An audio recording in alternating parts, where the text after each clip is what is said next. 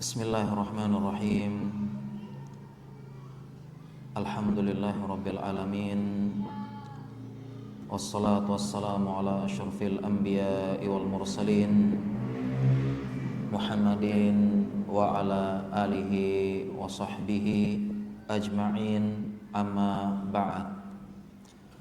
Para jemaah kaum muslimin dan muslimat yang semoga dirahmati dan disayangi oleh Allah Jalla Jalaluh.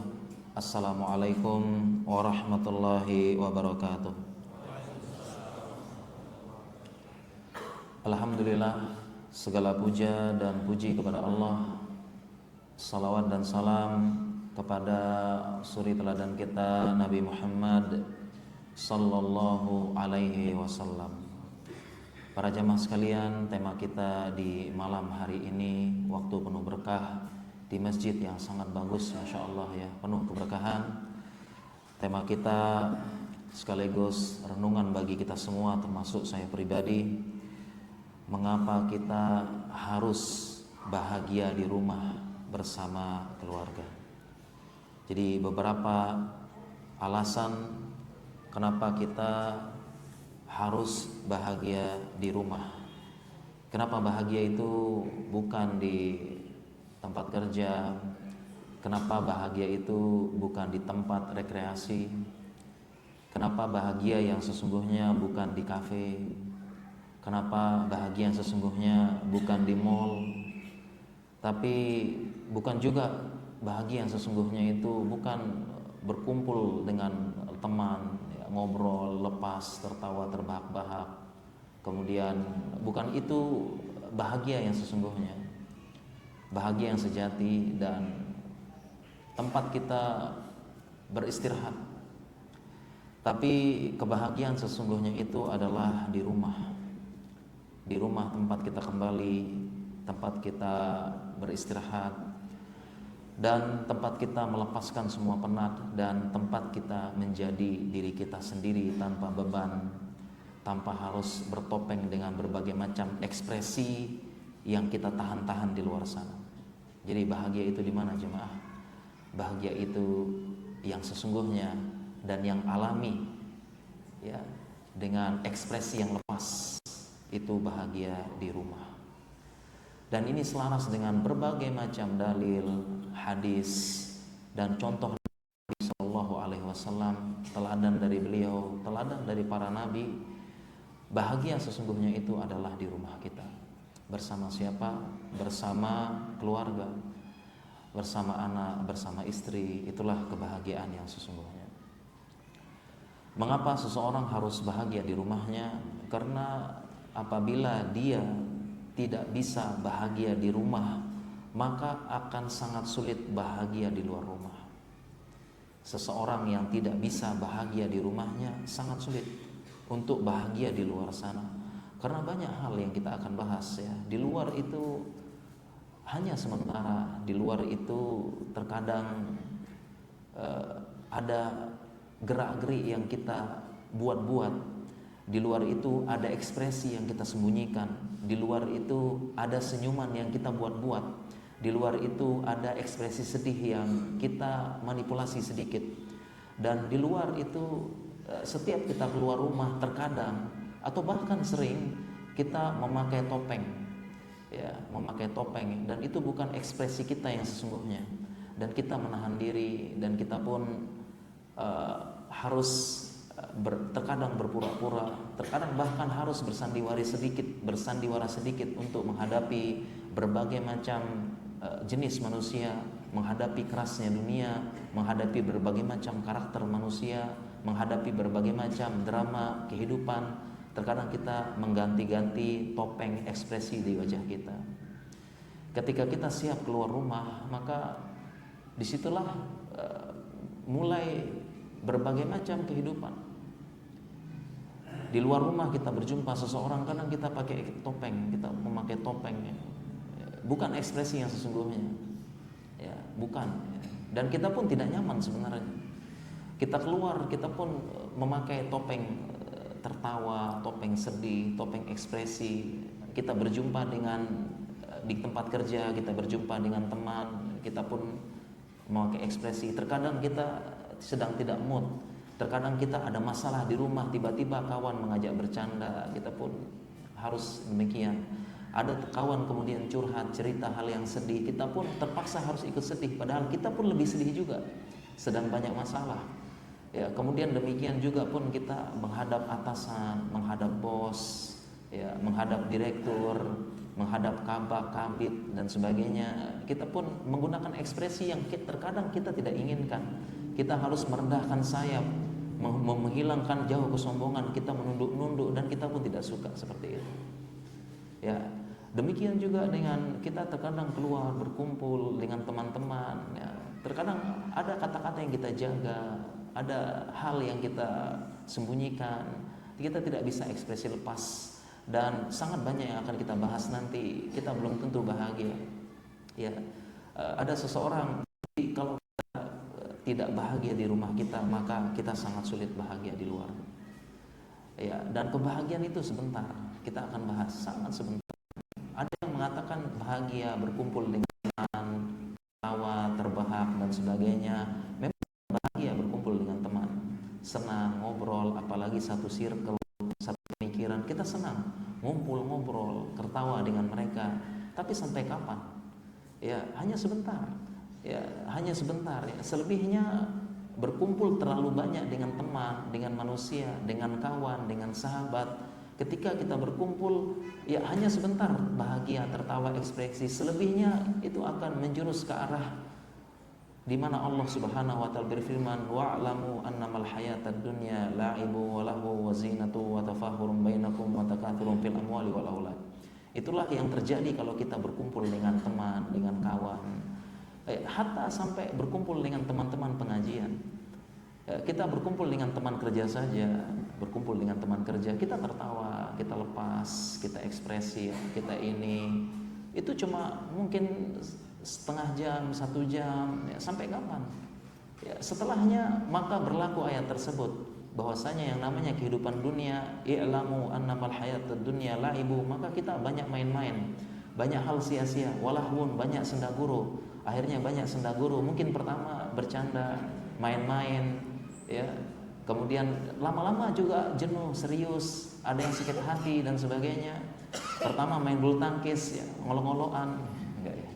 Pertama bercanda, lama-lama enggak, bercanda sebentar aja. Tapi kalau terlalu lama-lama akhirnya sakit hati, ada yang marah, ada yang tidak terima, dibully, tidak terima dengan seperti itu. Itulah namanya kehidupan. Lahun, wazinatun, kemudian menunjukkan perhiasan. Lama-lama ngumpul, ya, akhirnya pamer outfit, pamer ini, pamer itu, menunjukkan berbagai macam perhiasan yang ada. Wa tafakhurum bainakum, kemudian saling berbangga-bangga. Coba saja kita ngumpul dengan teman-teman yang awam, akhirnya ujung-ujungnya bangga-banggaan. Mulai cerita, saya begini, saya begini, saya begini, mulai saling bangga-bangga. Mau tidak mau mulai menceritakan, menanyakan bagaimana kamu, saya ceritakan diri saya. Mungkin pertama kita ceritakan apa adanya. Lama-lama kita mulai ke arah sana, menceritakan saya begini, saya dulu sekolah begini, saya apa, mulai saling membangga-bangga. Wa tafahurum bainakum, banyak-banyak penghasilan dan sebagainya. Wa takal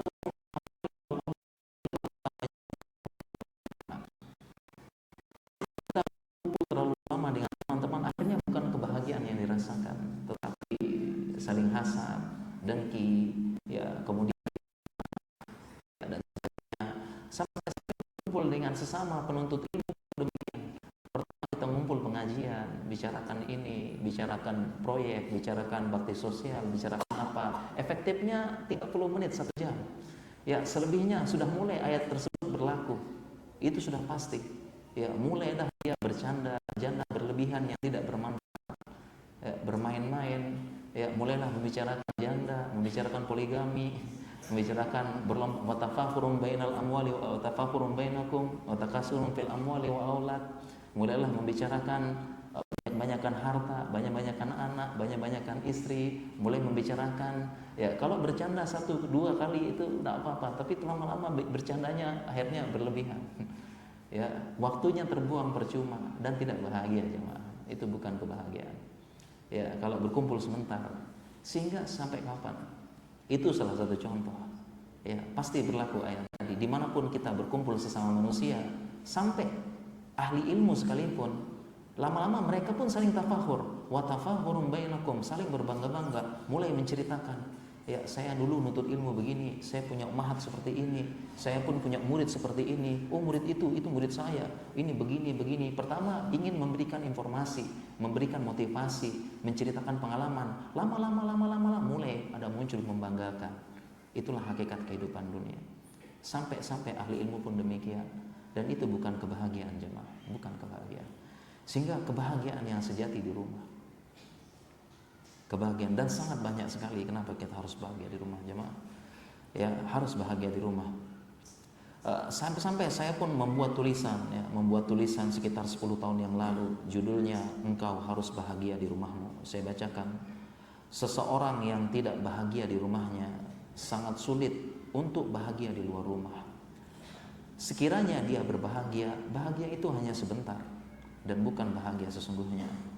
Surga dan bahagia itu di rumah, sebagaimana orang dahulu mengatakan baiti jannati, sahih dan benar. Kebahagiaan itu ada pada pasangan yang soleh dan baik di rumah. Kebahagiaan itu ada anak-anak yang baik, lucu, penurut, ya, anak-anak yang menjadi qurratu a'yun. Dan kebahagiaan di rumah itu kadang sederhana, menikmati sore yang sejuk dengan atau malam yang indah, berbincang-bincang hangat dengan pasangan, berbicara tentang pendidikan anak, sekolah di mana, melanjutkan kemana, menceritakan tentang karakter anak, yang ini ekspresif, yang ini pendiam, yang ini pemalu, menceritakan tentang hal-hal mubah, ditemani berkumpul di teras depan rumah, ya, kemudian ditemani kopi hangat, cemilan yang ringan, itu adalah suatu kebahagiaan, bahagia.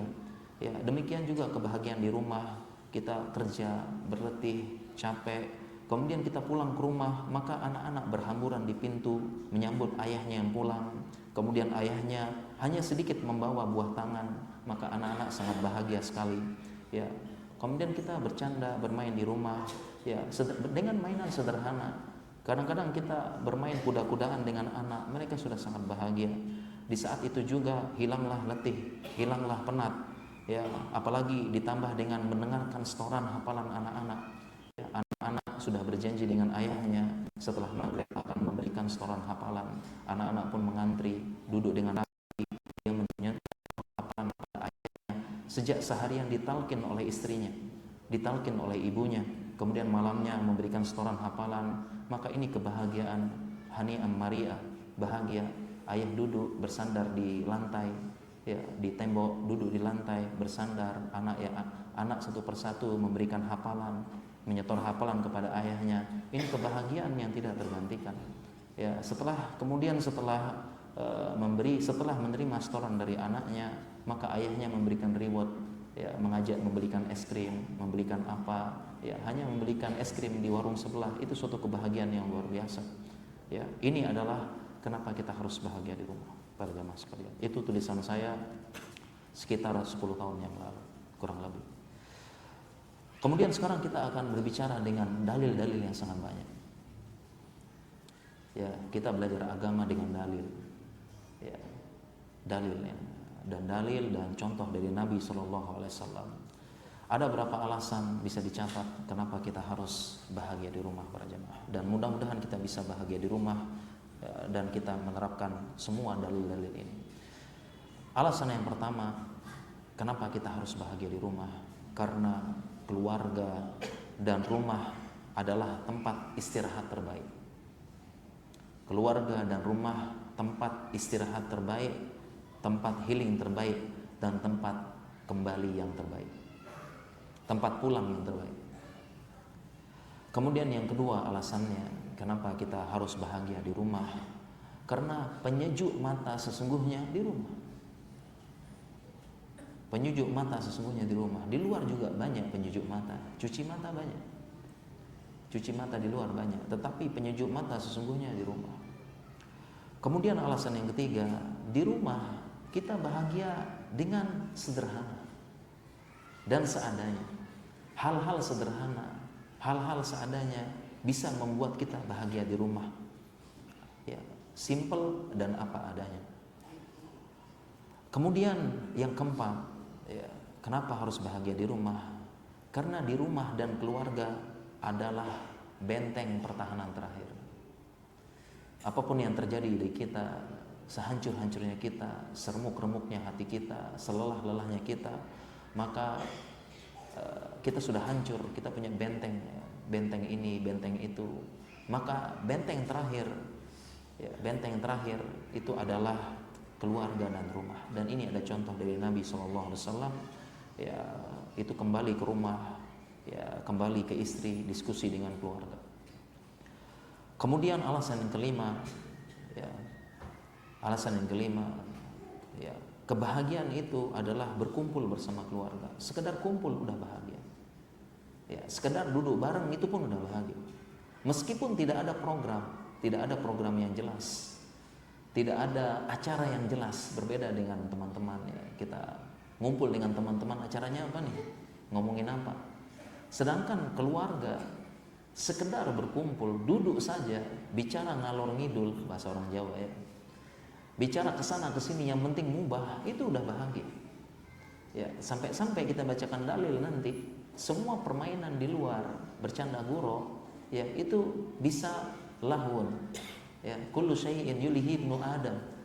Segala sesuatu yang bisa melalaikan, ya, itu dianggap oleh Nabi suatu hal yang sia-sia.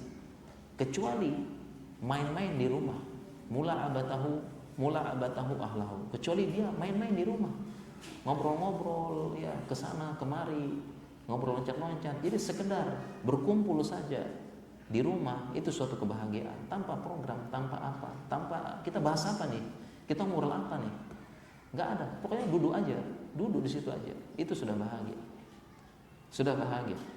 Ya, oleh karena itu, ya, Allah menjadikan salah satu terbesar di surga adalah berkumpul bersama keluarga di surga. Ya, jadi salah satu nikmat di surga adalah berkumpul bersama keluarga. Dikumpulkan lagi, saya tulis bukunya ini, masuk surga sekeluarga. Ya, masuk surga sekeluarga. Ya, jadi kita ada kaidah, semua kenikmatan di dunia ada di surga. Semua kenikmatan di dunia, kenikmatan fisik dan kenikmatan jiwa ada di surga. Ya, ya, kalau dan bahkan salah satu kenikmatan paling besar di surga berkumpul. Allah kumpulkan, berkumpul di surga nanti, di surga lagi. Nanti kita bacakan dalilnya. Oleh karena itu, kalau di surga kenikmatan, berarti di dunia juga kenikmatan. Kumpul. Kemudian yang keenam, kenapa kita harus berbahagia di rumah? Karena perintah dari Allah Subhanahu wa taala untuk memperbaiki, mengajarkan, ya, orang di rumah dulu baru di luar. Karena Allah memerintahkan kalau kita pengen memperbaiki, pengen membangun, pengen mengajarkan, pengen ini, maka Allah perintahkan di rumah dulu baru di luar. Rumah dulu yang diajarkan baru keluar. Ya, dan kita jangan salah prioritas. Ya, sebagian tuh membangun luar dulu, bangun kantor, bangun kerjaan, bangun bisnis. Ya, apalagi bisnisnya orang lain. Dia pegawainya, dia bangun, dia kerja. Tapi di rumah tidak ada.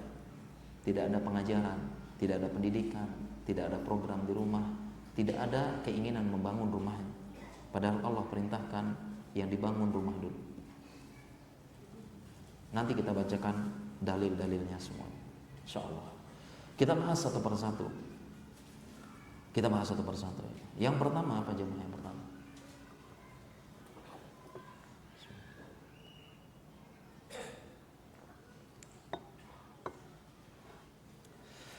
kita bahas yang pertama. Yang pertama apa tadi jemaah? Alasan kenapa kita harus bahagia di rumah, dan kita mengusahakan bagaimana harus bahagia di rumah. Iya, sahih insyaallah. Jadi ini 6 alasan kenapa harus bahagia di rumah. Kemudian ada yang mengatakan, saya nggak bahagia di rumah.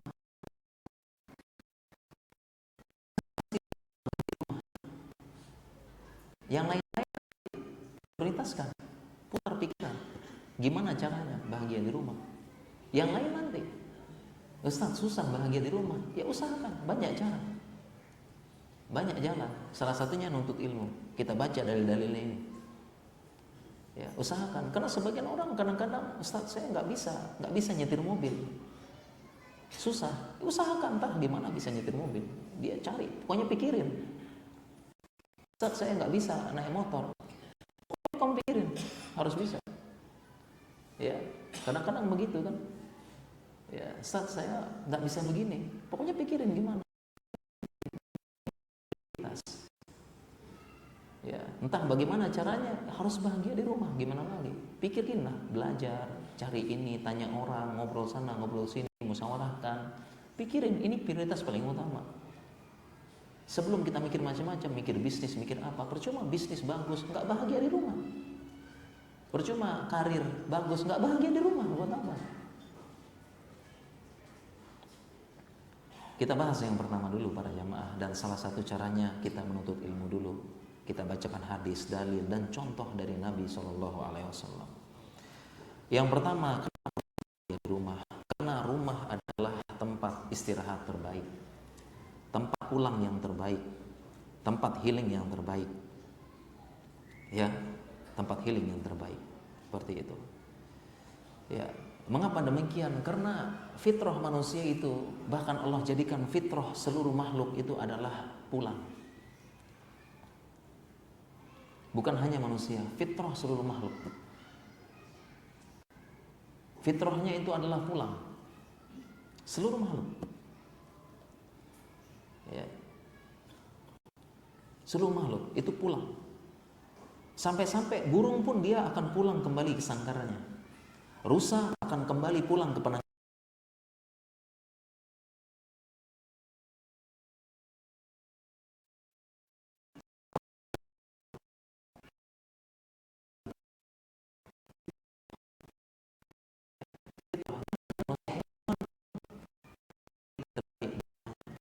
Laba-laba balik ke sangkarnya, ke jaringnya. Semut ke lubangnya. Rusa ke tempat penangkaran, burung kembali ke sangkar. Tempat terbaik, pulang. Ya, demikian juga manusia. Ya, maka dia apapun yang terjadi, tempat terbaik pulang ke rumah. Disitulah bahagia, situ istirahat. Ya, bahkan sampai-sampai ya kita pun sebenarnya akan pulang. Kita akan pulang kembali ke kampung abadi kita, yaitu surga Allah Subhanahu wa taala. Amin ya rabbal alamin. Karena kita berasal dari sana. Nabi sallallahu alaihi wasallam, Nabi Adam alaihi salam berasal dari surga, dan kita semua akan kembali ke surga Allah Subhanahu wa taala. Amin ya rabbal alamin. Kita akan pulang. Ya. Fitrahnya adalah pulang. Ya, sebagaimana Allah berfirman, fitratallahi allati fataran nasa 'alaiha. Fitrah yang Allah fitrahkan, semua akan pulang, ya, pulang ke rumah. Ya, pulang ke rumah. Ya. Jadi itulah yang membuat kita bahagia, pulang ke rumah. Ya. Kalau kita tidak, bahkan bukan hanya fitrah, pulang ke rumah. Ya, siapapun itu pulang ke rumah, siapapun, raja, ratu, raja pulang ke rumahnya. Ya, jenderal pulang ke rumahnya. Jenderal, seorang raja, dia duduk di tahta, menunjukkan kehormatan, kejayaan, kebesarannya, duduk di tahta. Sampai kapan duduk di tahta? Pasti pulang. Pulang dia pasti. Nggak bahagia dia duduk di tahta terus gitu. Pulang dia. Raja pun pulang ke rumah. Demikian juga jenderal pasukan, dia pakai pakaian kebesaran, menunjukkan artileri pasukan, pulang ke rumah. Lagi pulang ke rumah. Siapapun itu, presiden pulang ke rumah, jenderal pulang ke rumah. Siapapun itu pulang ke rumah. Demikian sudah tidak hindari, tidak pulang ke rumah. Mengatakan safar itu bagian dari azab. As-safarukin atau minal azab. Safar itu bagian dari azab. Ya, tapi Ustadz sekarang safarnya enak, naik mobil, naik pesawat, kayak dulu. Itu saja azab, karena azab walaupun enak ya, enak maksudnya kendari, aja macam-macam. Bagi saya azab.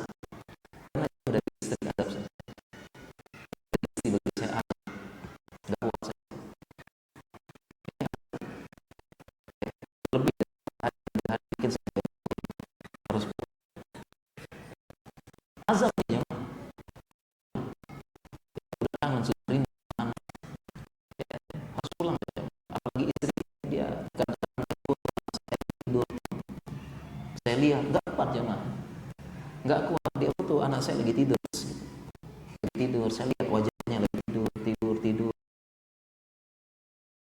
nggak kuat, rindu, pengen pulang, bajah polos tidur di foto, ya pengen pulang, bayang-bayang kalau saya di situ saya peluk, saya elus-elus, nggak kuat jemaah, pengen pulang.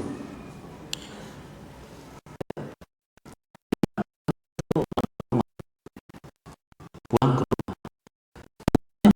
bukan hanya fitrah, tetapi fikihnya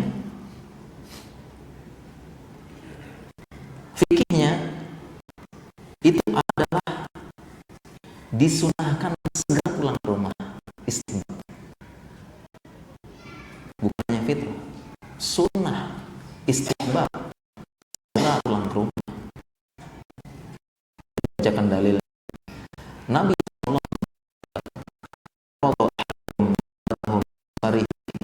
yu'ajil ila ahlihi. Hadis Nabi sallallahu alaihi wasallam riwayat Bukhari dan Muslim. Beliau bersabda, apabila seseorang telah qada, telah menunaikan nahmatahu, ya, berbagai macam urusannya, fi safarihi, dan berbagai macam urusan safarnya dan sebagainya, fal yu'ajil ila ahlihi, segera pulang ke keluarganya. Hadis ini disarah oleh Ibnu Hajar. Saya bacakan hadisnya, syarah beliau. Wa fil hadithi karahatut tagarrub anil ahli li ghairi hajatin. Hadis ini karahah, makruh, dibenci, tagarrub, jauh dari keluarga tanpa hajat. Dan hadis ini juga istihbab, istijalir ruju', istihbab, sunnah, mustahab, supaya istijal, segera rujuk pulang, ya, pulang.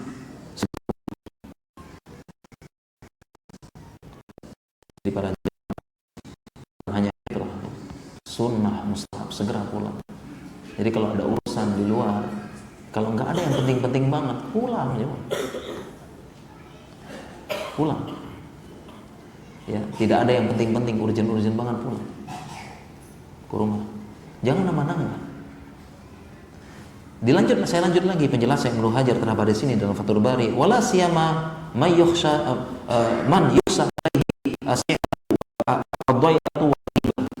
demikian juga kalau dikhawatirkan, ya, kalau dia pergi, dia menyia-nyiakan keluarganya, fi ghaibatihi, mohon maaf ya, salah baca tadi, fi bil ghaib,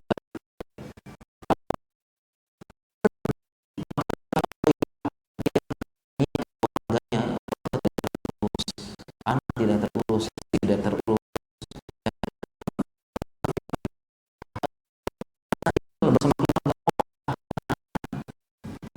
ya,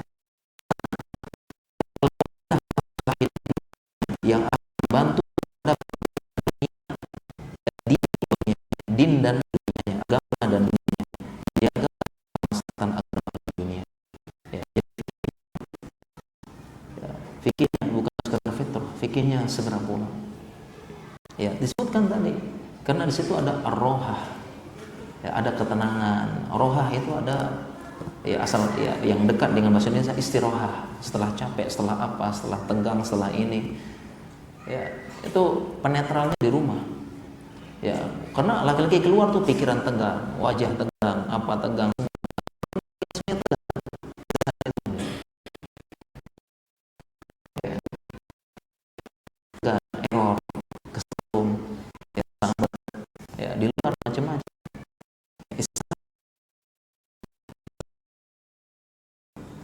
Segera pulang. Dan tapi kalau pulang ke rumah nggak bahagia, Ustaz, ya usahakan bagaimana bisa bahagia di rumah.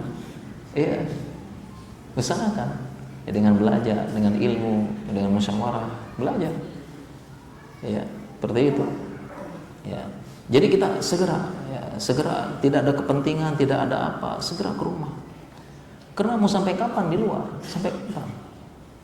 Ya, justru yang kita saksikan orang yang tidak bahagia, yang lalang, ya, seperti orang yang berbola teman, bisa mobil,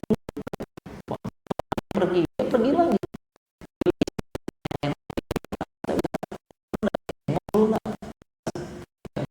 karena tidak sebagainya.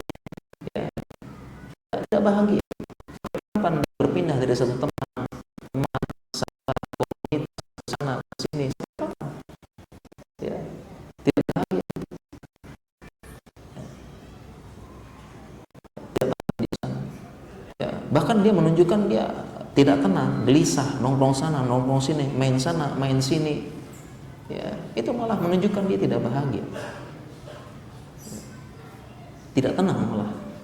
Ya, tidak tenang. Karena yang namanya ketenangan itu adalah pulang dan diam. Bukan kesana kemari. Ya, oleh karena itu kebahagiaan dalam agama kita, ya, itu salah satunya diwakili dengan kata-kata sakinah. Ya, kebahagiaan dalam agama kita, salah satu kata yang digunakan menunjukkan kebahagiaan dalam Al-Quran dan Sunnah adalah kata-kata sakinah. Sakinah asal katanya adalah sakana. Sakana itu arti bahasa Arabnya diam, menetap, mustaqor, diam gitu. Sakinah itu artinya diam secara bahasa. Makanya bahasa Arabnya, kamu tinggal di mana? Aina taskun. Di mana kamu tinggal? Karena tinggal menetap. Ya. Demikian juga dengan bahasa Arab. Kalau kita ngaji ada tanda sukun. Kenapa sukun? Karena dia diam. Ya. Diam dia tidak nah, ketika sukun dia langsung dia. Ya. Karena sakana artinya diam, mustaqor. Kebahagiaan itu diam.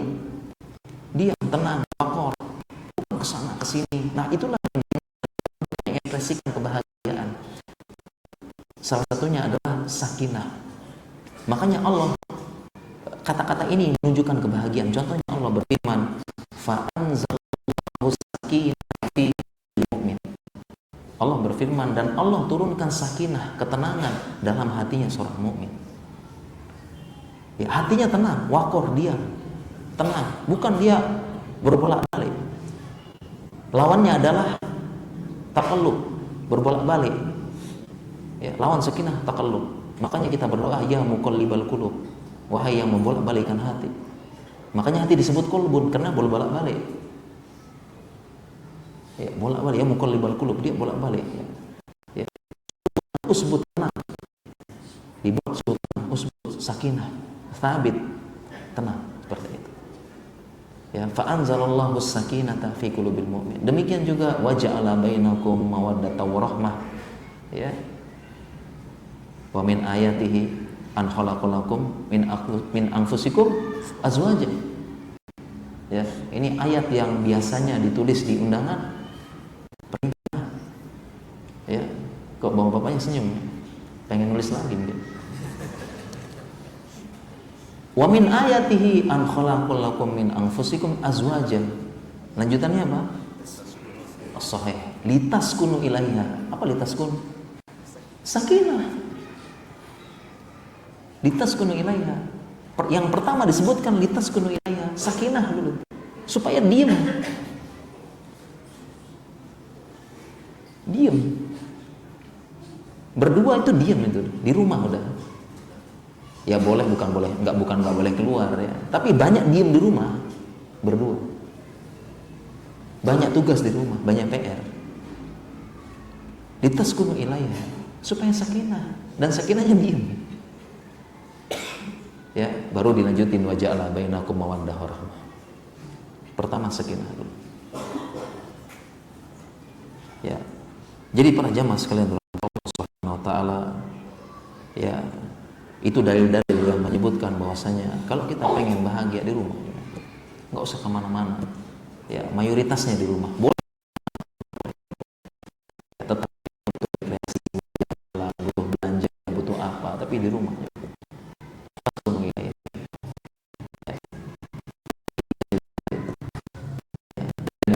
Bahwasanya kebahagiaan di rumah. Lanjutkan ada isu belum ya?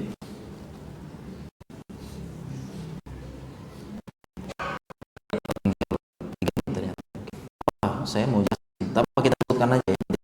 stop. Lanjutkan ya. Jadi kita usahakan caranya memikirkan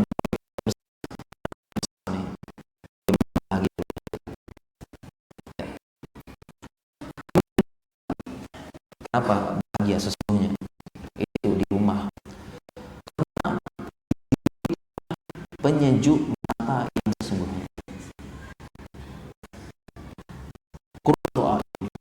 Penyejuk mata turun dan itu yang sesungguhnya kebahagiaannya. Mengapa demikian? Karena Allah yang menyebutkan. Allah yang menciptakan, yang paling tahu cara kita bahagia. Antum a'lamu billah. Apakah kalian yang lebih tahu atau Allah? Kenapa Allah yang sebutkan? Tadi kita sebutkan, pertama penyejuk mata sesungguhnya di rumah siapa? Pasangan. Pasanganlah penyejuk mata saja. Istri kita, ya, kalau ibu-ibu suaminya, itulah penyejuk mata sesungguhnya.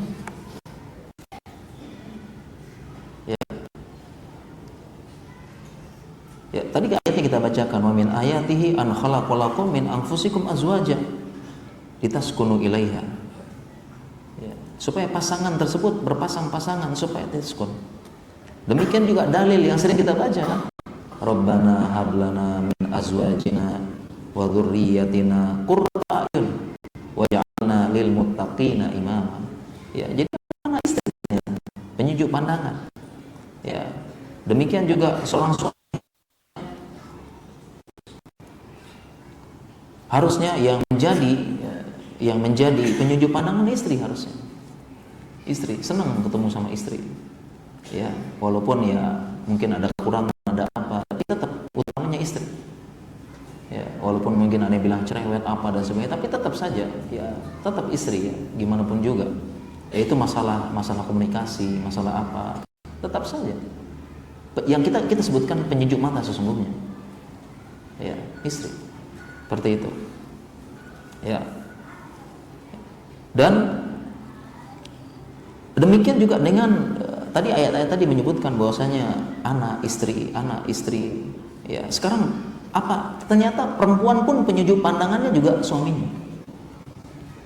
Ya, penyejuk pandangan istri suaminya juga. Kalau tadi kan dalil-dalilnya kan anak istri. Sekarang mana dalilnya suami? Apa dalil suami penyejuk pandangan dari para istri? Ya, ada dalilnya. Jadi istri itu sebenarnya sangat cinta sama suaminya. Dia nunggu suaminya pulang. Dia gelisah kalau nggak ada suaminya. Para istri gelisah. Kalau malam-malam dia lalui tanpa suaminya, maka dia gelisah, berbolak-balik. Tidak ada tempat, tidak ada bahu tempat dia sandarkan pipinya. Gelisah. Sudah azan? Udah azan? Ya. Baik, kita tunda sedikit ya, biar fokus nanti ibu-ibu dengerin. Dalil ya, suami juga qurratu a'yun ya. Walaupun diingkari tapi ibu-ibu nanti ya tidak bisa mengingkari fitrah ya. Kita bacakan dalilnya. Mungkin silakan azan. Baik ya. Kita salat dulu atau langsung lanjut ya? Seperti kemarin ya. Siap. Baik, kita lanjut seperti itu ya. Insyaallah. Kita lanjutkan, tadi kita sebutkan dalil-dalil bahwasanya anak istri adalah qurratu ayun, penyejuk pandangan. Sekarang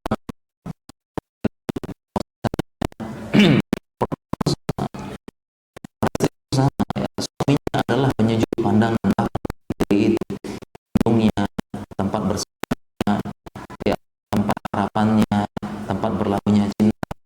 Ya, mana lagi dia melabuhkan cintanya kalau bukan pada suaminya, karena semua diciptakan bisa berbagi cinta asmara, dia hanya bisa membagi.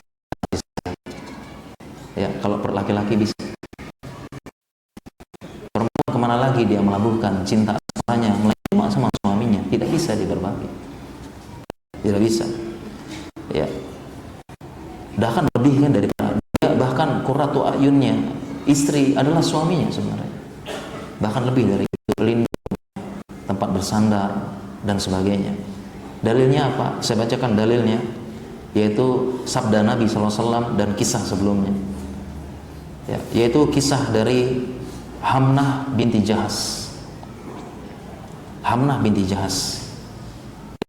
Jadi Hamnah binti Jahas, ya, beliau sahabiah, ya, dan ketika perang Uhud, ya, perang Uhud banyak korban dari kaum muslimin, yang wafat syahid. Dan ketika pulang, kaum muslimin pun mulai memberitahu keluarga-keluarganya, dan salah satu yang diberitahu adalah Hamnah binti Jahas. Ya, kemudian diberitahulah Hamnah binti Jahas, wahai Hamnah, ya, sesungguhnya ayahmu Jahas syahid. Kemudian Hamnah tegar, dia mau istirja, innalillahi wa inna ilaihi raji'un. Kemudian diberitahu lagi, wahai Hamnah, sesungguhnya saudaramu Abdullah bin Jahas wafat syahid juga, dia pun tegar, innalillahi wa inna ilaihi raji'un. Kemudian sampai suami juga syahid dan wafat akibat kisah. Nabi SAW bersabda, inna zaujal mar'ati minha lamakan. Sesungguhnya seorang suami memiliki tempat khusus di hati istrinya.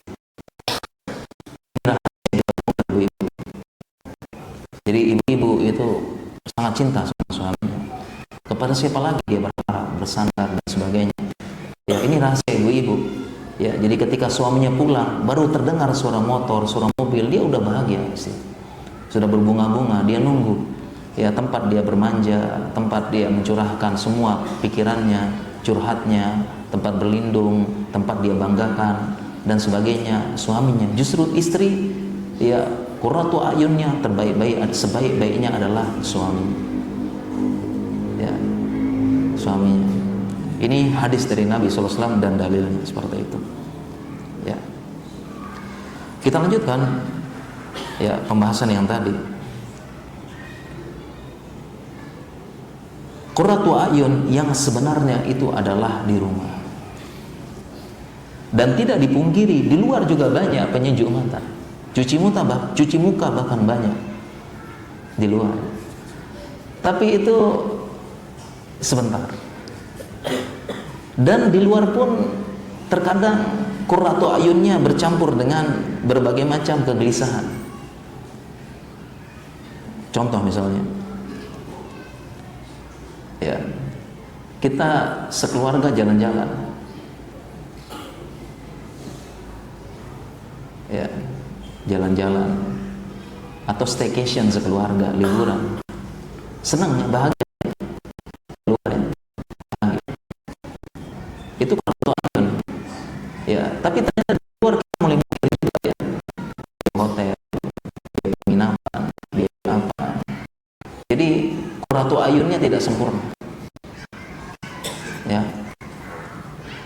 Pusing juga, capek di jalan, bawa anak-anak, ya. Jadi judulnya rekreasi keluarga, tapi sebenarnya memindahkan rumah keluar. Di luar repot juga, anak-anak nangis, rewel, ganti popok di luar, cari apa dan sebagainya. Ya, qurratu ayun, tapi ada plus-plusnya. Ya, demikian juga kita nyari demikian juga kita keluar juga bersama istri belanja. Ya, senang kan ngajak istri belanja di mall, di apa dan sebagainya. Qurratu ayun semua. Lihat barang, lihat apa. Ya. Tapi begitu sampai depan kasir berubah. Sampai-sampai istri nanya kan, belanja banyak nih, bang, berat kan angkatannya bang? Iya berat, tapi tidak seberat di depan kasir. Tidak seberat di depan kasir. Ya, makanya ketika belanja di mall, tangan istri itu digenggam erat-erat. Ya, digenggam erat-erat. Supaya apa jemaah?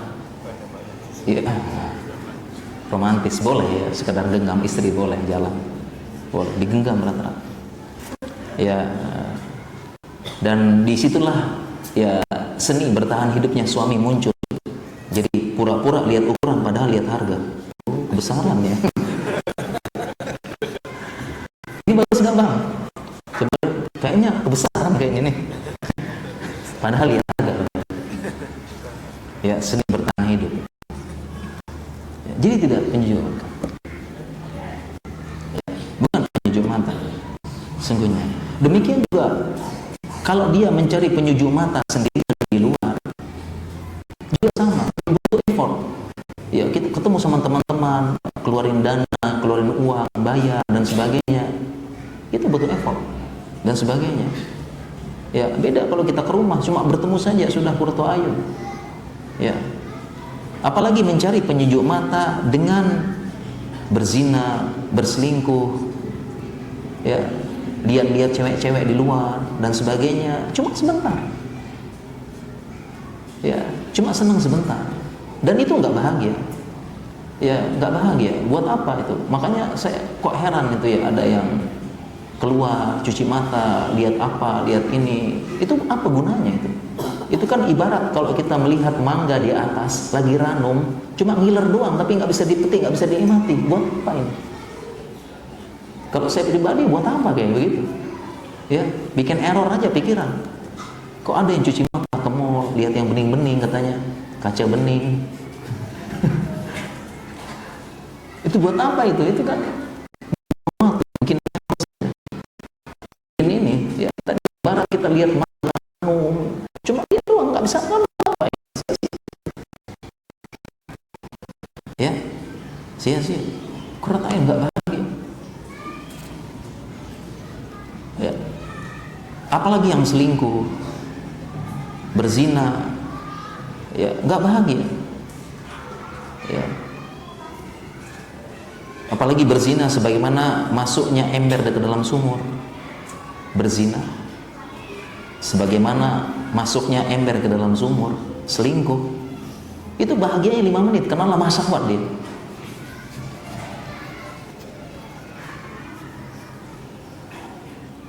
Ya. Gelisahnya 9 bulan, penyesalannya seumur hidup. Ya, dan tidak ada di dunia ini perselingkuhan yang akhirnya indah, nggak ada. Tidak ada perselingkuhan itu akhirnya indah, nggak ada. Tidak ada happy ending perselingkuhan, nggak ada. Yang ada kegelisahan, permusuhan setelahnya, tuntut menuntut, saling menyalahkan. Ya. Dan itu yang terjadi. Bukan kebahagiaan. Kenapa kita cari qurratu ayun kayak gitu? Itu qurratu ayun memang katanya. Tapi bukan sesungguhnya. Kan mending di rumah. Tapi di rumah kurang. Gimana caranya biar dia cantik? Beliin duit, kasih skincare, ya, kasih modal supaya ikut gym, badannya bagus, ya, belikan makanan bergizi. Gimana caranya? Dan sebagainya. Ya. Dan itu semua memang sebagian bilang penyejuk, cuci mata, tapi sebentar dan bukan sesungguhnya, dan itu akan melahirkan kegelisahan. Karena Nabi SAW bersabda, innal khaira tuma'ninatun wa inna syarra ribatun. Sesungguhnya kebaikan itu pasti mendatangkan ketenangan, sedangkan keburukan mendatangkan kegelisahan. Ya, jadi gelisah karena endingnya pasti kalau nggak cerai, dipermalukan, hamil, konflik dan sebagainya, seperti itu.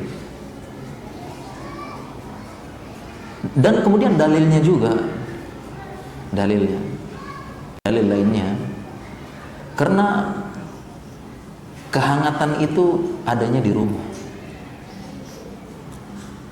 Kehangatan itu di rumah, kan seorang tuh mencari kehangatan, ya, suasana yang hangat. Ya, makanya kalau ada orang kedinginan dipeluk biar hangat. Ya, ada hangat, biar tenang dia dibelai. Ya, makanya yang goyang sana goyang sini jangan belai, jarang dibelai. Apa dalilnya kehangatan di rumah? Apa dalil kehangatan itu di rumah? Dalilnya adalah ayat yang kita sering hafal. Ayat yang kita hafal, ayat yang kita mungkin sering dengar. Dalilnya adalah hunna libasul lakum wa antum libasul lahun. Dalilnya adalah maka pasanganmu itu, istrimu adalah pakaian bagimu dan kamu pun pakaian baginya. Dan tafsir ulama, coba baca tafsir ulama tentang ayat ini.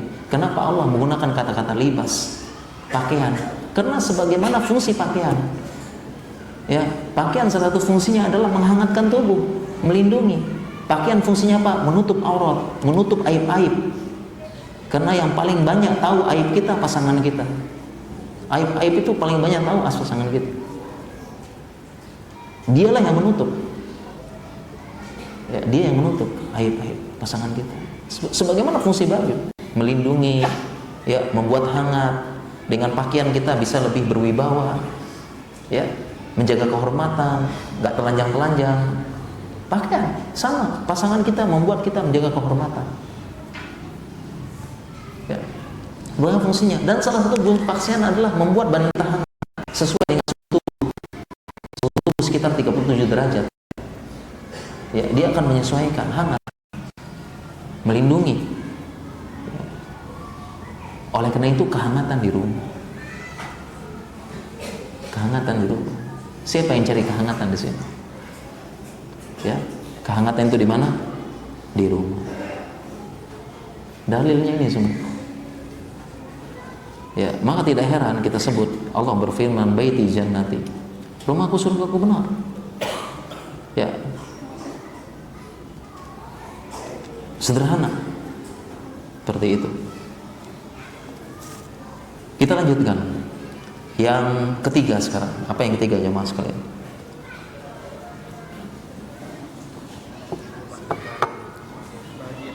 Iya. Yang ketiga, ternyata di rumah kita bahagia seadanya. Dengan hal-hal sederhana kita bahagia di rumah. Dengan hal yang simple dan apa adanya. Baiti jannati.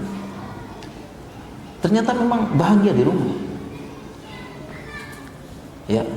Contoh misalnya kita makan, ya, makan. Memang kita butuh, ya, kita butuh sekali-kali makan keluar biar nggak bosan. Ya, boleh, kita harus, ya. Ya, apalagi istri yang masak di rumah kan bosan, dia melihat dia ngapa gitu. Kita harus makan, ajak makan keluar dan sebagainya. Tapi kadang-kadang lebih enak makan di rumah kadang-kadang. Ya. Saya terus terang, ya, terus terang itu. Diajak makan kuliner, makan apa, itu yang bikin enak kita makan di luar. Karena makan itu sekali doang, kena sekali. Tapi kalau tiap hari nggak enak. Coba aja, ya, kita coba makanan-makanan viral, kuliner di luar, itu enak karena kita makan sekali. Itu yang bikin enak, ya, bikin enak.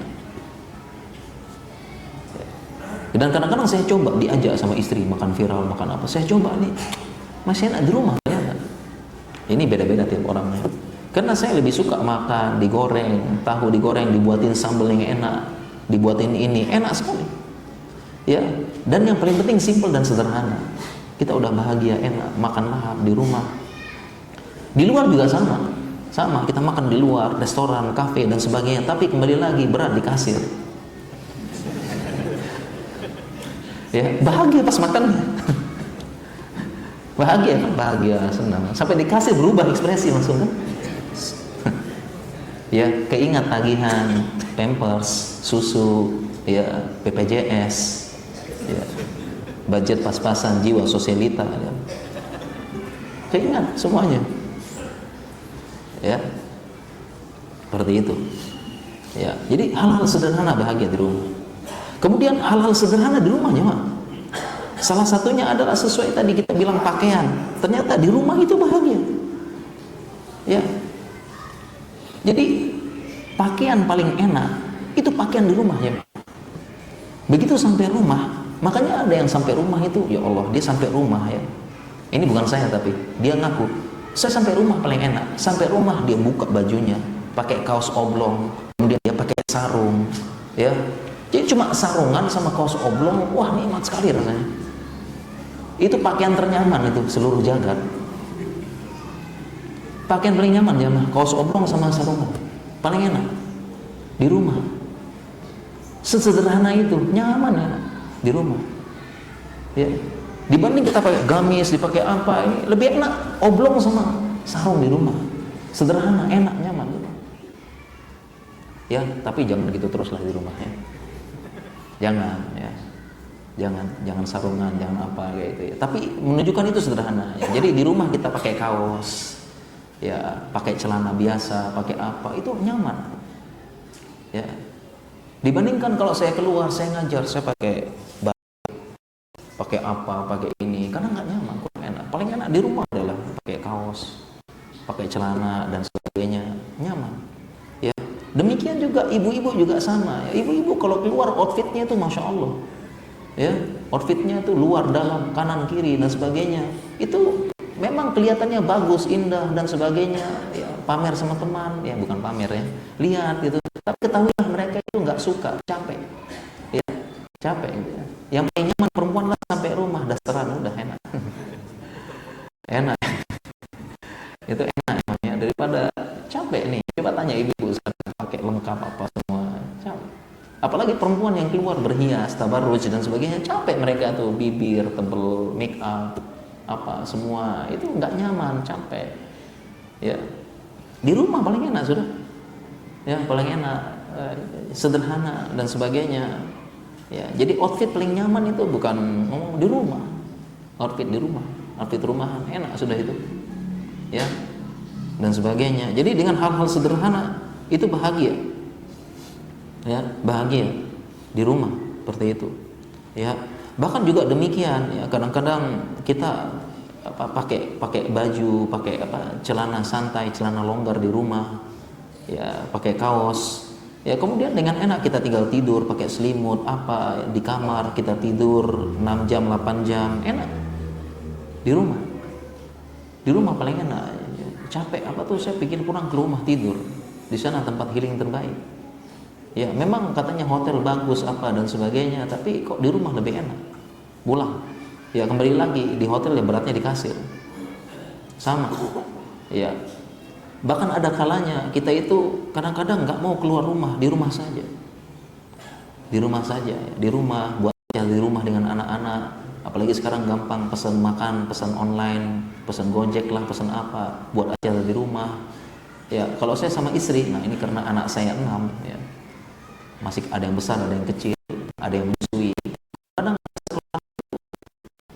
kemana, udah mau kemana-mana di rumah aja, udah kita di rumah aja, kemana-mana main-main atau apalah di rumah, buat ini buat itu, ngobrol apa di rumah ya. Nanti makanan kita pesen ya, pesan bakso paginya, paginya pesan nasi kuning, nanti ini pesan bakso, pesan apa, pesan makanan viral. Kadang-kadang di rumah aja, karena kalau keluar lebih capek keluarnya daripada ininya ya, lebih capek di luarnya kadang-kadang. Tapi ini berbeda-beda ya, bukan berarti tidak boleh keluar ya, boleh keluar jalan-jalan sekeluarga, kadang jenuh dan sebagainya. Tapi ini menunjukkan bahwasanya di luar. Apalagi perempuan fitrahnya di rumah ya. Laki-laki saja tidak boleh seperti itu, apalagi perempuan yang gelisah keluar sana keluar sini, nggak bahagia dia tidak bahagia karena fitrahnya di rumah ya, di rumah ya. Jadi saya pernah buat survei, buat status gitu ya, apakah benar apa enggak perempuan itu fitrahnya di rumah, kalau sudah nikah nggak mau keluar. Jawabannya demikian, iya, baik awam maupun ngaji, saya itu di rumah aja katanya ya. Karena kalau sudah berkeluarga, punya anak, males keluar. Kenapa malas? Dia bilang, kalau saya keluar cuma penting-penting saja katanya, malas keluar rumah perempuan, apalagi sudah punya anak, punya bayi, punya apa. Karena katanya perempuan ya, ini baik awam ataupun sudah ngaji, dia komentar begitu ya. Karena kalau wanita di luar itu banyak drama-dramanya katanya ya, dan topengnya lebih banyak daripada laki-laki. Perempuan ya, perempuan kalau keluar rumah lebih banyak dramanya dan topengnya lebih banyak. Capek saya keluar rumah katanya, di rumah saja. Dan ini sesuai fitrahnya dan sesuai dengan Allah perintahkan ya. Karena perempuan sekali lagi lebih banyak topengnya. Kalau laki-laki beda. Laki-laki misalnya ada apa-apa ya, dia langsung ngomong ya. Kalau jengkel kan udah saling tonjok, tapi selesai perkara. Kalau perempuan enggak, di depan dia ketemu, aduh Jeng gimana Jeng, cantik banget apa banget, di belakang digibahin. Begitu perempuan. Jadi kalau ketemu itu sudah topeng-topengnya dulu, topeng A, topeng B, topeng C, topeng D. Itu perempuan, coba tanya perempuan ya, banyak drama kalau pulang ya, seperti itu ya. Makanya perempuan kalau ketemu tuh, Masya Allah gimana kabar ukti, Assalamualaikum, cipika cipiki ya. Baru dia balik sedikit langsung gibahin, ngomong ini ngomong itu Perempuan kayak begitu. Kalau laki-laki beda, dia ketemu seadanya, ya, seadanya. Kalau ada apa tinggal ditonjok aja, tapi selesai urusan. Kalau perempuan dia senyum-senyum, di belakang ada tombak-tombak, petir-petir, jedor gitu. Seperti itu. Itu perempuan. Ya, makanya perempuan lebih banyak lagi topengnya kalau keluar. Justru dia fitrahnya di rumah. Ya. Oleh karena itu makanya kita bagaimana kita bisa bahagia di rumah dan mengusahakan bahagia di rumah. Makanya para suami berusaha membuat istri bahagia di rumah, karena istri bahagia kita bahagia. Ya, dalilnya adalah firman Allah Subhanahu wa taala, askinuhunna min haitsu sakantum min wujdikum. Maka tempatkanlah para istri-istri di tempat kalian tinggal sesuai kemampuan kalian. Maka diperintahkan supaya askinuhunna. Kembali lagi kata-kata sin kaf nun. Sakinah. Askinuhunna min haitsu sakantum. Kembali lagi, ya, suruh tinggal dan sakinah. Itu perintah Allah, askinuhunna min haitsu sakantum min wujdikum wala tudaruhunna litudayyiqu alaihin. Kemudian setelah kamu tinggal tempatkan istrimu di rumah, wala tudaruhunna, jangan buat dia bahaya. Jangan bikin sedih. Litudayyiqu, supaya hatinya sempit. Jangan. Tudaruhunna wal tudayyiqu, membahayakan dan membuat sempit. Sudah kita ambil dari bapaknya, kita tempatkan di rumah, kemudian kita buat dia bahaya dan sempit di rumahnya. Jangan. Karena perintah Allah askinu sakinah. Seperti itu. Ya, jadi salah satu cara supaya bahagia di rumah kita, bagaimana keluarga kita bahagia, anak bahagia, istri bahagia. Jangan sampai Allah perintahkan, jangan sampai buat dia sempit, susah. Jangan sampai nanti istri bertanya, "Bang, ini rumah tangga atau rumah duka, Bang?" Kalau rumah Padang alhamdulillah enggak ya. Ini rumah tangga atau rumah duka, Bang? Jangan sampai. Karena tudor sama tadyiq membuat sempit. Ya, seperti itu. Ya, Abang pengen rumah kita seperti surga. Iya, ketahuilah Bang, bahwasanya bidadari tidak tinggal di neraka, Bang.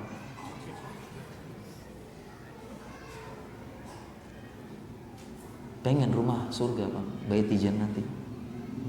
Tapi bidadari tidak tinggal di neraka. Seperti itu. Ya, buat bahagia. Ya, demikian juga istri, buat suami bahagia di rumah. Buat bahagia di rumah. Ya, jangan sampai suami nggak mau pulang ke rumah karena nggak bahagia. Jadi kenapa suami itu lebih pilih ke kafe, lebih pilih ke tempat makan, lebih pilih tempat nongkrong? Ya, tempat nongkrong biasanya kafe. Kenapa? Karena fitrahnya laki-laki begitu datang dilayani dulu.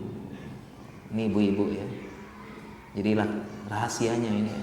Fitrahnya laki-laki begitu datang dilayani dulu. Itulah kenapa laki-laki suka nongkrong di kafe, nongkrong di mana. Karena begitu datang di mana? Dilayani dulu begitu datang. Ya, apalagi pramusajinya perempuan. Ya, senang laki-laki dilayani, datang dilayani dulu. Itulah laki-laki.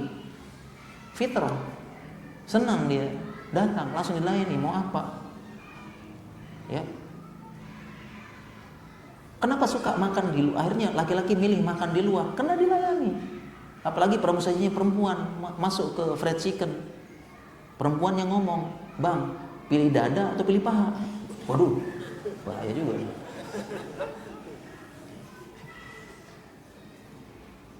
Ya. Fitrah laki-laki. Jadi buat laki-laki pulang ke rumah nyaman. Itu fitrahnya. Fitrahnya pulang-pulang dilayani. Atau minimal pulang-pulang itu ya diamlah minimal deh.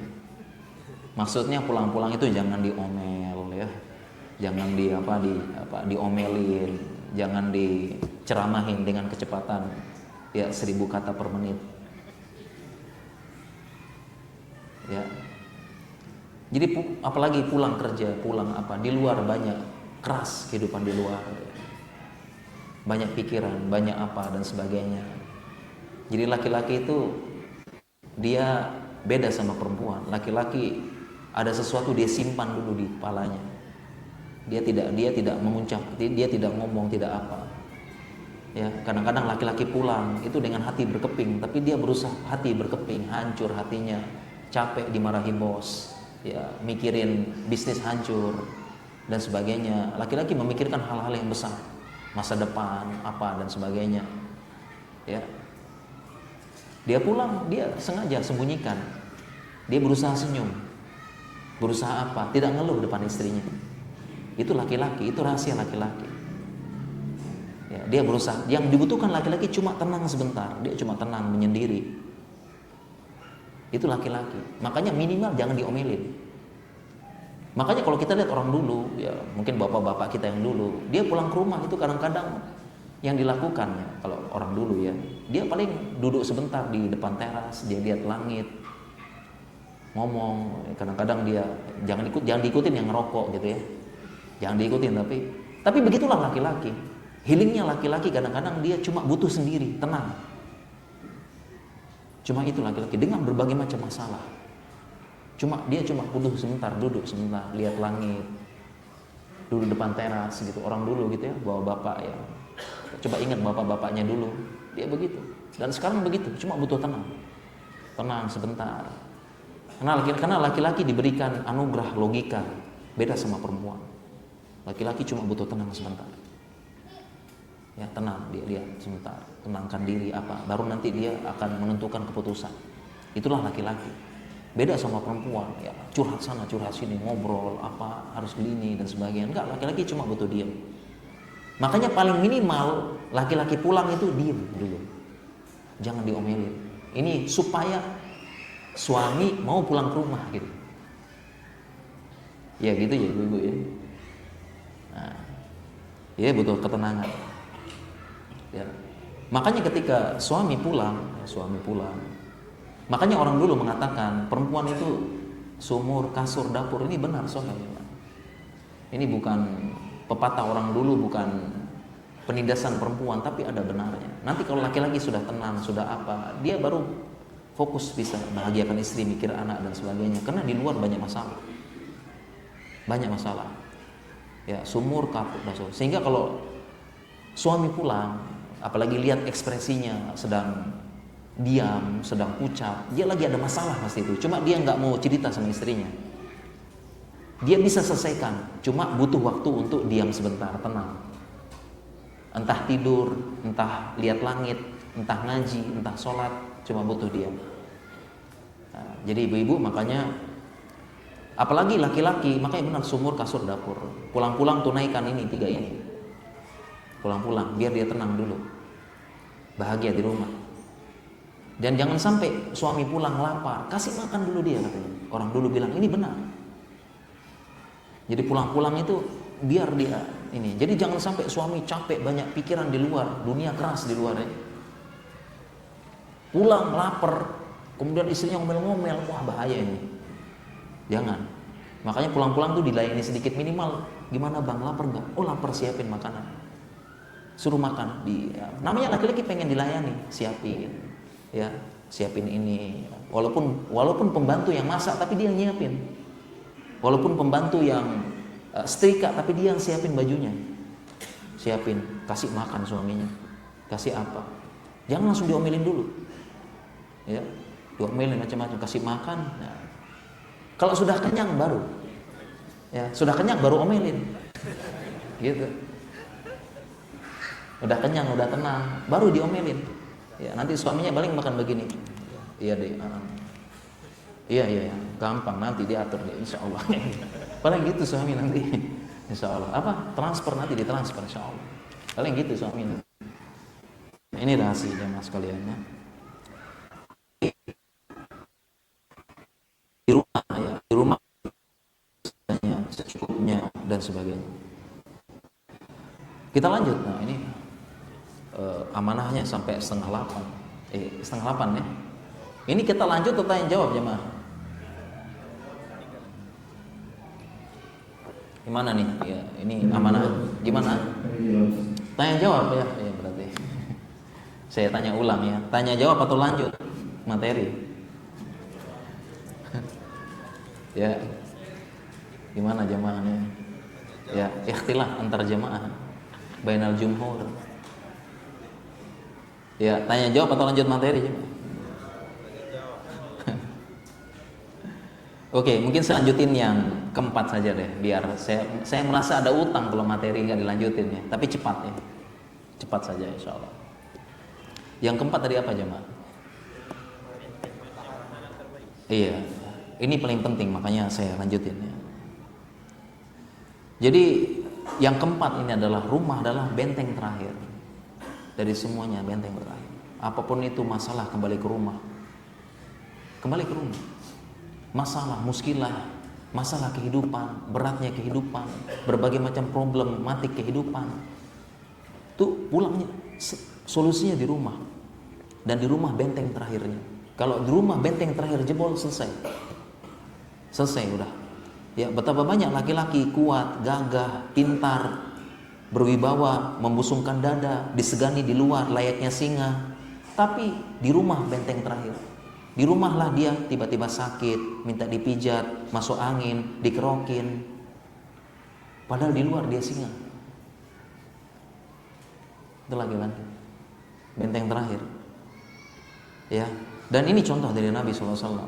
Di rumah benteng terakhir. Kalau di rumah jebol. Selesai dah. Ini contoh dari Nabi SAW. Kita lihat contoh. Saya sebutkan 2 contoh saja teladan dari Nabi. Ya, Nabi SAW, kisah pertama sudah tahu semuanya. Beliau mendapatkan wahyu pertama.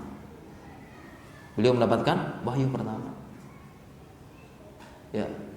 Dan karena beliau manusia biasa, beliau mengalami guncangan hebat karena beliau manusia biasa. Apalagi pertama. Ya. Jadi ketika beliau dapat wahyu, ya, yang pertama yang dilakukan Jibril adalah memeluk Nabi dengan kencang. Dipeluk dengan kencang oleh Jibril. Kemudian mengucapkan Iqra. Nabi pun kaget, "Ma ana biqari, saya nggak bisa." Kemudian Jibril peluk lagi dengan kencang. Lagi Iqra, "Ma ana biqari." Dipeluk sampai 3 kali. Sebagian ulama mengatakan kenapa Jibril memeluk Nabi dengan kencang sekali? Kencang. Pertama, supaya Nabi yakin ini bukan mimpi, tapi ini nyata, bukan mimpi ini. Ibaratnya dicubit ya, mimpi apa enggak saya ini?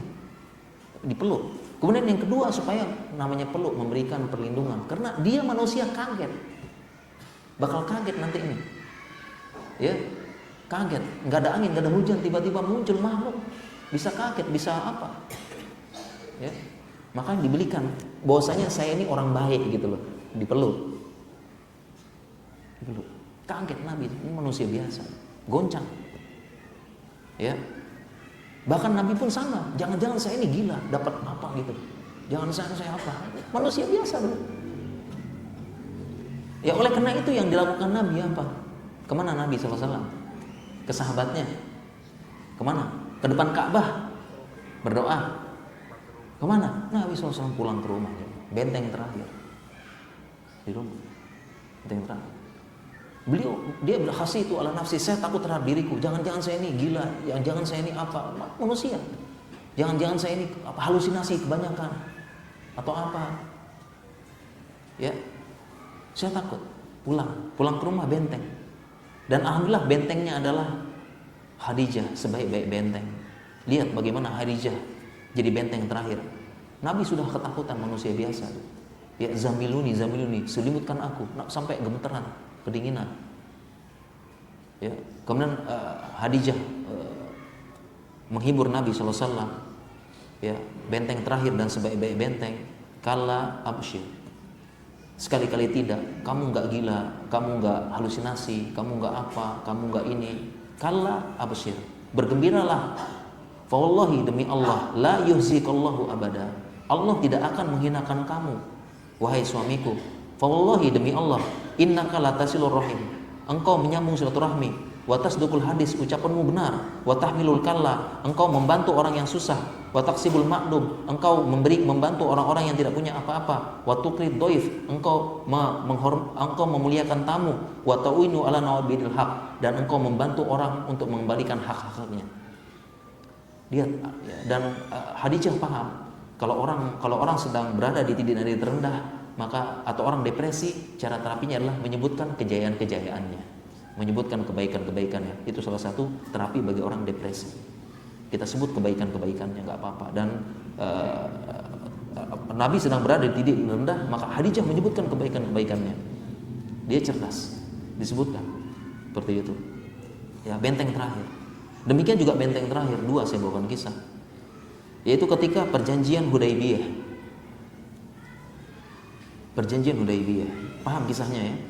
Jadi perjanjian Hudaybiyah, Nabi SAW kan keluar untuk umroh dengan para sahabat. Kemudian salah satu isi perjanjian Hudaybiyah adalah Nabi tidak boleh umroh tahun tersebut, baru bisa umroh tahun depan.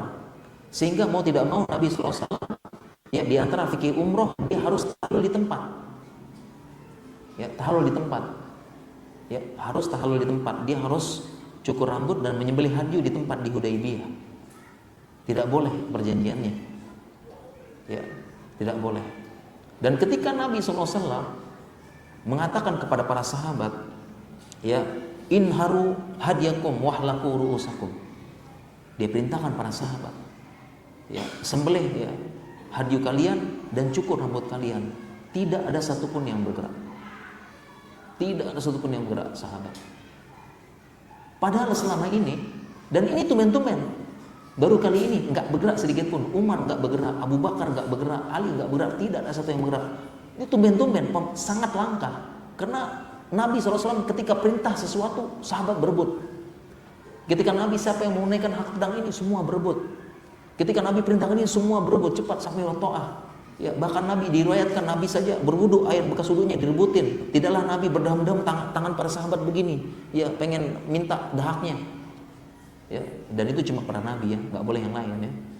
Ya, nggak boleh wali Allah, nggak boleh wali majdub, cuma Nabi. Ya, karena memang dia jasadnya tabaruk, Nabi boleh begitu. Tumben-tumben ini, ya, tumben-tumben kok bisa nggak ada gerak sedikit pun, langka sekali kayak gini. Ya. Dan itu semua karena sahabat itu bukannya ngeyel, tapi sahabat itu mereka juga manusia. Karena sahabat ini sudah rindu sama Ka'bah. Mereka terusir dari kampung, ya. Dan Hudaybiyah ini tahun 6 mereka pisah dengan Ka'bah 6 tahun. Dan mereka sudah sangat kangen dengan Ka'bah. Sahabat ini perhatikan, Abu Bakar, Umar, Utsman, mereka itu tinggal di Ka'bah dari kecil sejak Ka'bah. Dari kecil sudah keliling-keliling Ka'bah. Tinggal dekat Ka'bah, pemandangan sehari Ka'bah. Tiba-tiba mereka 6 tahun tidak jumpa dengan Ka'bah. Ini rindu luar biasa. Rindu. Dan ini adalah doa Nabi Ibrahim. Faja'al afidatan nasa tahwi ilaihim. Jadikanlah hati-hati manusia rindu, kangen sama Ka'bah, cenderung. Jangankan, dan saya bisa memahami sahabat saja yang kecil, besar di situ tiap hari lihat Ka'bah, pisah 6 tahun. Rindu banget, apalagi kita saja yang umroh, saya 2 pekan yang lalu umroh, sekarang udah kangen lagi sama Ka'bah. Coba tanya yang umroh sekarang, sudah yang pernah lihat Ka'bah, pernah sujud depan Ka'bah, rindu tidak? Rindu. Baru kita lihat orang apa di TV, di mana, udah rindu. Baru dengar azan khasnya Masjidil Haram, udah rindu, kangen. Saya bisa memahami bagaimana sahabat. Saya saja begitu, apalagi sahabat, udah rindu, udah kangen. Mereka manusia, wajar kecewa. Jadi mereka bukan membantah perintah Nabi, tapi mereka lagi kecewa, lagi berat, lagi manusia. Ya, dan berharap Nabi merubah keputusannya. Lobi-lobi lah mungkin, ya kalau enggak semuanya mungkin ya sepertiganya lah diizinkan, gitulah, pengen begitu. Tapi Nabi melihat berbeda. Nabi SAW melihat beda. Tumben-tumben sahabatku kayak begini, tumben, langka sekali. Langka. Kok begini sahabatku ini? Kok begini Abu Bakar? Biasa paling cepat deh. Kok begini Umar? Paling kuat membela. Ya, kecewa. Nabi kecewa. Nabi bukan kecewa. Wajar, kecewanya manusia wajar ya. Kok begini sahabat? ya, nggak bergerak sedikit pun. Apa yang dilakukan Nabi? Apa yang dilakukan Nabi SAW? Ya, ya, iya, bukan, ada sebelumnya. Ada? Hah? Gimana? Hah? Hah? Iya benar, sahih. Ya. Yang dilakukan oleh Nabi SAW adalah pulang ke istrinya. Benteng terakhir. Setelah sahabat terdekatnya Abu Bakar saja nggak gerak, yang dicintai Nabi nggak gerak, pulang ke istrinya. Dia pulang ke kemahnya Ummu Salamah, pulang. Dan dia pun sampaikan pada istrinya, ini sahabatku kok tumben-tumben nggak ada yang gerak. Padahal saya biasanya aku perintahkan mereka lomba-lomba, diam. Ini kenapa sahabatku, ada apa ini? Benteng terakhir istrinya. Untungnya istrinya Ummu Salamah, wanita soleha. Kemudian dia mengasih nasihat, ya Rasulullah, ya Rasulullah, ya inharu hadyak wahlik ra'sak fala tukallimanna minhum insana. Wahai Nabi, sekarang kamu keluar, kamu sembelih hadiahmu, kamu potong rambutmu sendiri, jangan ngomong pada siapapun. Nabi pun keluar dan lakukan potong, ya, dan akhirnya ya Nabi, sahabat ketika melihat Nabi baru tersadar mereka dari kecewanya. Nabi udah potong dan sebagainya. Akhirnya setelah melihat Nabi, sahabat pun berlomba-lomba. Ya, sampai-sampai rebutan nyembelih, ya, rebutan motong-motong rambut. Ya, seolah-olah mereka mau saling gorok, ya, tarik-tarikan. Saya potong gitu. Seperti itu. Ya.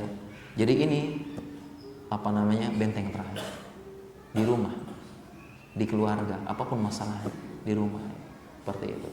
Maka jadikanlah rumah tempat bahagia, tempat bersandar, tempat kita musyawarah, tempat menyelesaikan semua muskilah, benteng terakhir, seperti itu. Ya, baik jemaah sekalian, mungkin demikian 4 poin saja lah. Ya. Kapan-kapan kita lanjutkan, dan kita ada sisa 15 menit untuk tanya jawab. Saya persilahkan untuk tanya jawab. Mudah-mudahan saya bisa menjawab. Materi yang sangat bermanfaat kami, dan kita jumpa pertanyaan yang masuk cukup banyak sekali, termasuk memberikan pertanyaan yang beberapa. Assalamualaikum warahmatullahi wabarakatuh. Saya terkait bagi rumah bersama keluarga, bagaimana hukumnya Ustaz apabila ada orang tua yang merasa karena sudah menyekolahkan anaknya di sekolah agama, membiayai hidupnya, dan merasa anaknya sudah menjadi anak yang soleh dan berharap dapat pahala dari kesolehan anaknya, namun sang orang tua justru tidak berhenti bermaksiat karena merasa nanti akan mendapatkan pahala dari anaknya, padahal ada sebagian anaknya yang netralnya jadi rusak karena sebab perbuatannya. Dari penanya yang berbeda pada saat ini, bagaimana menghadapi seorang bapak yang mengidap NPD, yang mana anak selalu dijadikan talent atau senjata. Anak kepala ini menjadi anak, tapi dijadikan alat untuk memancing reaksi, untuk menekan, mengontrol, dan menghukum pasangannya atas sikap yang diambil oleh pasangan karena perbuatan buruk yang dilakukan seorang yang tidak bisa. Dimana mungkin seorang bapak yang merasa berjasa pula telah menafkahi dan membiayai hidup anak-anaknya, namun berlaku semena-mena dan suka mungkin. Baik ya. Ini 3 pertanyaan di satu ini ya. Saya jadi lupa nih pertanyaannya. Iya, saya jawab yang saya ingat dulu ya. Saya ingat. Ini satu orang atau gimana? Oh, beda-beda pantesan ya. Oke, saya ingat saya ingat aja dulu ya. Jadi yang pertama tadi ada pertanyaan bagaimana menghadapi ayah yang NPD berarti ya. Bagaimana menghadapi ayah yang NPD? Ya, pertama ini NPD pembahasan panjang. Saya punya kajian khusus membahas NPD, Narcissistic Personality Disorder. Jadi yang paling penting adalah NPD ini memang narsistik ya. Dan narsistik ini banyak jenisnya, ada 4, narsistik sosial, antisosial. Ya, intinya dia narsistik yang dia berpusat pada ciri-ciri narsistik, merasa besar, paham kebesaran, dia sombong, merasa hebat padahal biasa aja. Ya, kemudian dia gila pujian, kemudian dia juga suka merendahkan orang lain, Kemudian juga karena gila pujian, ketika dikritik maka dia tidak terima. Ya, depresi sebesar-besarnya, tidak ingin terima, tidak terima, ya, tidak terima masukan, selalu mau menang sendiri dan menghalalkan berbagai macam cara. Salah satunya adalah play victim. Ya, di satu sisi dia play victim, di satu sisi dia juga menjatuhkan orang lain seperti itu. Jadi ini NPD ya, lengkap karakternya. Ya, dan dia adalah sudah disorder, dia sudah penyakit, dia bukan sekedar sifat narsis, ya, tapi dia sudah menjadi disorder. Nah, kalau sudah disorder, dia sudah merugikan orang-orang sekitarnya, ya, sudah merugikan orang-orang sekitarnya, ya, merugikan, ya. Dan kemudian yang paling penting, NPD itu adalah disorder oleh suatu diagnosa penyakit. Oleh karena itu tidak boleh kita mendiagnosis orang lain, karena ini sudah menuduh dan tuduhan ini berat. Ya, karena pada NPD itu kita menuduh orang itu sombong, kiber, ya, play victim. Jadi tidak boleh kita mengatakan kita belum punya ilmu terus kita bilang bapak saya NPD, nggak boleh. Karena yang berhak mendiagnosis NPD ahlinya. Tidak boleh kita bilang ya suami saya NPD, nggak boleh. Karena itu berat tuduhan. Yang boleh kita sebutkan adalah suami saya, bapak saya suspek NPD, ini boleh. Ya, supaya kita tidak berat di hari kiamat nanti. Ya, menuduh soalnya suspek NPD. Nah, kemudian bagaimana menghadapi NPD? Nah, namanya juga menghadapi orang penyakit. Maka tidak bisa kita hadapi dengan sendiri. Nggak bisa. Tidak bisa kita menghadapi sendiri NPD. Maka kita butuh bantuan profesional. Makanya ketika menghadapi NPD, apalagi orang terdekat kita perlu bantuan profesional. Kita butuh bantuan psikolog, kita butuh bantuan psikiater. Ya, kita dengar arahan-arahan mereka bagaimana cara menghadapi NPD dan sebagainya. Ya, misalnya contohnya, ini kalau kita bahas panjang. Contohnya misalnya kalau kita sedang bicara sama NPD, kita harus bawa data. Ya, karena kalau kita sedang ngotot-ngototan kalah kita sama NPD, karena mereka bisa play victim, bisa memainkan perasaan dan bisa menuduh. Bisa mereka. Ya, jadi kalau kita sedang berhadapan dengan NPD, harus bawa data itu lengkap sehingga dia benar-benar diam. Ya, itu NPD. Itu contohnya. Ya, dan selebihnya adalah kita butuh bantuan profesional. Jangan hadapi sendiri. Itu kalau terkait dengan NPD, ya, intinya jangan pernah menghadapi NPD sendiri. Nanti kita bisa lelah lahir batin. Ya, lelah lahir batin karena NPD yang NPD susah sembuh. Ya, kenapa? Karena dia tidak merasa NPD. Bahkan NPD tidak jarang orang NPD menuduh orang lain NPD juga. Ya, kayak gitu. Ya. Tapi NPD lama-lama terlihat. Kenapa? Semua orang tidak akan bisa bergaul dengan dia. Makanya NPD selalu cari mangsa baru.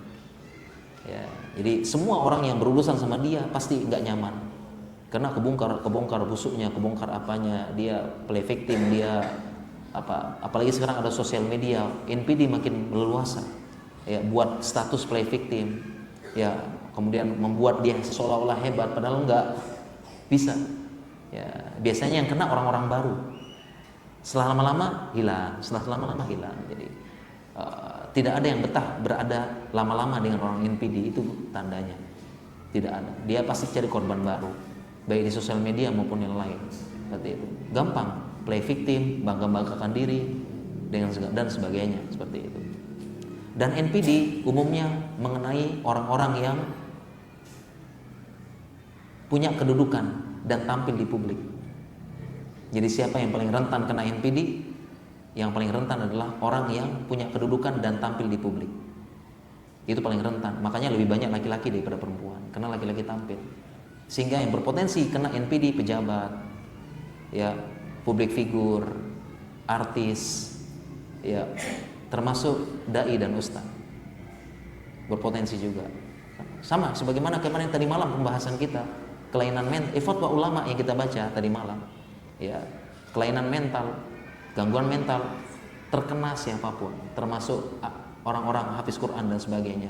Walaupun tidak boleh kita generalisir, harus berhati-hati. Dan itu saya bacakan fatwa ulama, bukan fatwa saya. Ya. NPD kita cukupkan, nggak jawab pertanyaan lagi. Kita lanjut tadi, pertanyaan selanjutnya apa? Tolong diulangkan satu saja. Diulang satu ya. Intinya. Orang tua yang merasakan sudah menyekolahkan anaknya dengan kesulitan soleh, tapi orang tuanya masih tetap bermaksiat besar karena berharap mereka akan dapat kebaikan dari yang disekolahkan tadi. Ya, tentu ini tidak boleh ya, tidak boleh. Orang tua tetap bermaksiat, tetap apa? Yang penting saya sudah sekolahkan anak. Ini kan perkataan orang dulu kan. Nah, cukup bapak yang jadi preman, kamu jangan. Kamu jadi hafiz ya. Nggak boleh kayak begini.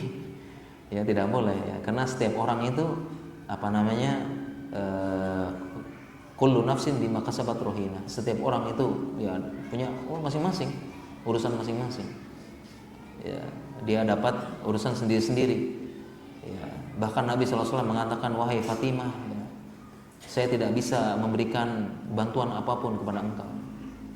Ya, Nabi sama Fatimah saja nggak bisa, apalagi dia itu anak sama bapak. Ya, apalagi ini sama juga. Jadi tidak boleh ya kita bermaksiat apa, kita sekolahkan anak, nanti anak yang soleh, nanti anak yang ada di surga. Kayak gitu, nggak boleh. Kenapa? Karena syarat syafaat ada dua. Pertama, Allah ridho dengan yang memberikan syafaat. Yang kedua, Allah ridho dengan yang diberikan syafaat. Mungkin anak kita, Allah ridho dengan anak kita memberikan syafaat, tapi Allah tidak ridho dengan kita, maka nggak bisa diberi syafaat. Ya, jadi tidak boleh seperti itu ya. Ya, kita juga harus baik juga begitu. Ya, dan menyekolahkan anak belum tentu dia jadi anak yang baik juga. Bisa jadi anaknya lebih preman dari bapaknya. Kan gitu. Ya, mungkin demikian insyaallah ya. Kemudian selanjutnya insyaallah.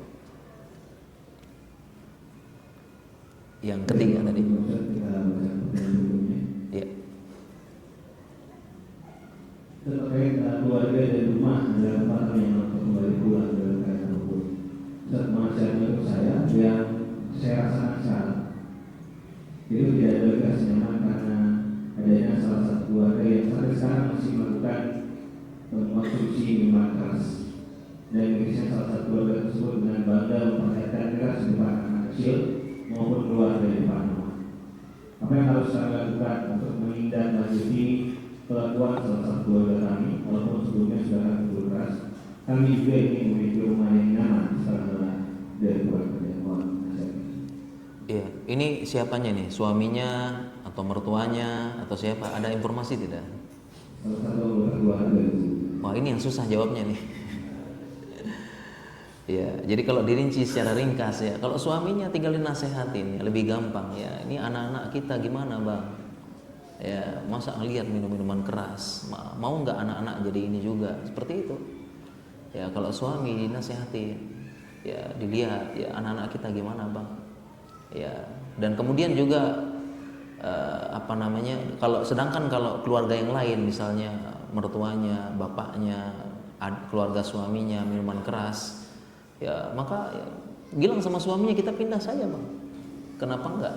Lebih baik kita tinggal di gubuk, tinggal di mana anak-anak kita aman kan, daripada tinggal di sini.